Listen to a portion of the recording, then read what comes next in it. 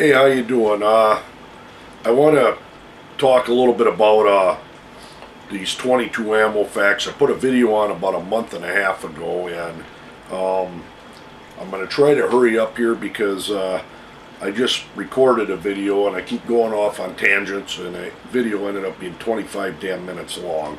And it's hard to crunch numbers and talk about everything going on without making a long video, but I really am going to try to keep this down a little bit. The video I put on before, a month and a half ago, I looked up a lot of facts and stuff like that. Well, in that time, I've been looking up more and looking at more of what has been going on in with the ammo shortage and stuff like that, and I need to just start this off quick so I don't go off on a tangent again. But I got a little cheat sheet which I'm going to read from. The estimated total number of guns held by civilians in the United States is 270 million guns, and that's just total guns. I'll just say 80 million of them are 22 handguns and rifles, and it's a guess, but I would say that's a pretty good guess. And now if each one of them 22 rifles was shot one round per week, that would be 800 million 22 bullets getting shot a week. You can times that by 52 weeks, you're going to end up with 4.1 billion rounds of 22 ammo getting shot a year.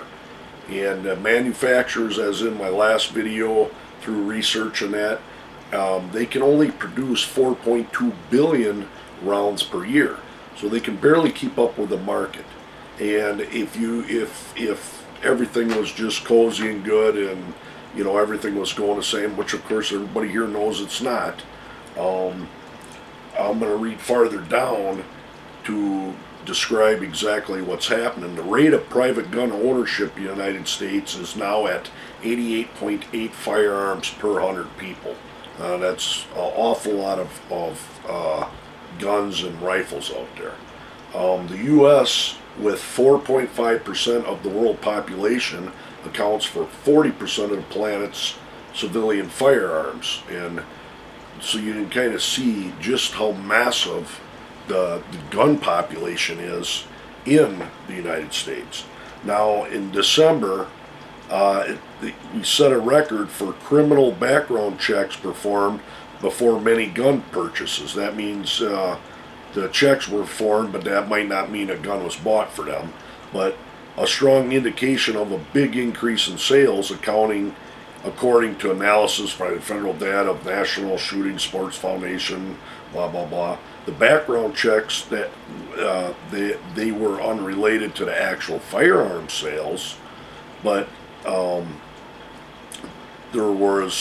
group reported that 2.2 million background checks that were performed in that month, an increase of almost 60% over the same period in 2011.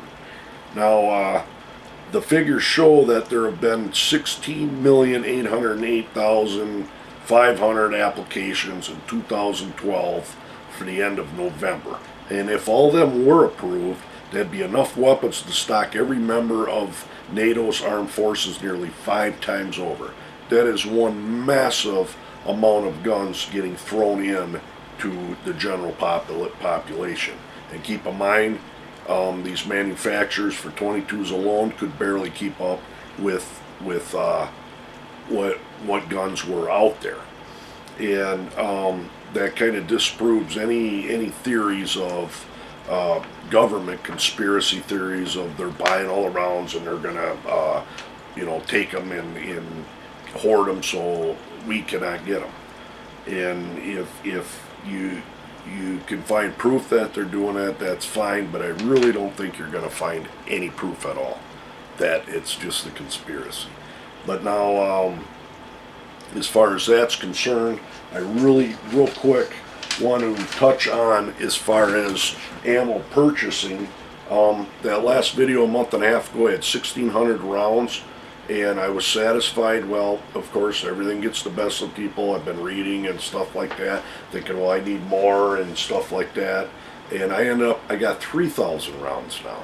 And am I done? Done this time? Yes, I'm done. One, I don't want to piss my wife off. She's starting to think I'm nuts. But I had last week went to go to this pawn shop that had a lot of guns and a lot of ammo for sale. I knew they were going to be very high, but on the way up there, I stopped at this little town of 400 people, and there's a little gun shop, and I went in there looking for a rifle that I was going to that big pawn shop for, just to ask if they had it, and they did. Of course, they didn't have it, but they get them in. But I just thought, I'm going to ask for the ammo. And I asked her, and the lady behind the counter says, yes, we got some. And she pulled out some of these Eli Sports, and they were a little bit high by my standards, but I figured I better grab them. I couldn't believe they did have them. I got 750 rounds, and it was about $45 a brick. But anyways, that other gun shop up north that's got them, they wanted, without tax, $88 a brick. So I'm glad I got a hold of these. And one thing I did do, which it was very hard to do, is she had probably 5,000 rounds there. And I walked out of there with 750 rounds. I ended up going back home, and there's a website we have that is kind of like Craigslist around here, but you can actually buy and sell firearms on it. And a guy was looking for 22 ammo, and I called him up and told him what I had, and but he would have to be paying for my gas and stuff. I kind of felt bad for him. I figured I'd sell him a couple hundred rounds. But better yet, I gave him the number to that little gun shop, and told him if maybe they still got them, because it was the same day, and if they didn't, give me a call back. Well, guess what? He obviously got them, because he never called me back. So some guys got, there was over 4,000 rounds of ammo got distributed out. So it is out there, and it is good, but I'm sitting on, let me hurry up, move the camera. Like I said, right now, 3,000 rounds of 22 bullets. And I have shot some off, and actually I've shot off damn near this whole box of Federals with making some videos and stuff, and I will be shooting quite a bit more. I'm building like these old Marlins, a tactical style. I want to make a good tack driver out of one, and put a video on of shooting like 450 yards and try to hit 19 out of 19 shots, which is going to take a lot of bullets and a lot of practice and stuff like that. But anyways, ammo is out there, and it's still getting manufactured and coming in. It's just there's a lot of people looking, and there's an awful lot of guns that have gotten sold in, say, the last year that normally don't. And it's going to be a long time before the market catches back up, and you can see it. But anyways, one thing that will help out is what happened today on April 17th, the first major effort to overhaul America's gun laws in 2 decades has hit a roadblock in Congress. The Senate voted down a bipartisan proposal to expand background checks requirements for firearm purchasers, dealing a severe blow to gun control efforts. And what they were trying to do, of course, gun control advocates wanted a ban on military-style assault weapons and restrictions on ammunition magazines, which in some states they got them, Connecticut, Colorado, stuff like that. I feel bad for them guys out there. But many were willing to settle for expanded background checks to keep firearms out of the hands of violent criminals and mentally ill. In the end, the proposal did not get the required 3/5 backing in the Senate. So that bill did not pass for the basically federal background checks, no matter where you're at. So that website that I can buy and sell guns on is still going to be the same, and which is real good news to me, and probably a lot of guys around there. Is I don't understand to keep them out of criminals' hands to do the background check. Well, I had a background check on this gun, so I want to go purchase a 35-year-old Marlin. Why do I need to get another background check to purchase that gun? You think they'd come up with something with like maybe just even serial numbers. Well, you had a background check. Well, we just want to know a serial number, and you know, we record it that way. Everybody knows that that's logic is not going to stop a criminal from getting a gun by having to do a background check. I mean, you look at just terrible. It's sad what happened in Boston, you know, today, or yesterday actually, I think. The two pressure cookers, basically, from what I'm reading, and if you filled them up, they only hold 1.6 gallons of water, and very small items and stuff, and they just produce massive destruction. You know, you could be like, all these people are writing, well, let's ban pressure cookers now, but that's not the point. That you know, the point is criminals are going to keep doing what they can, regardless of the laws that get put in place.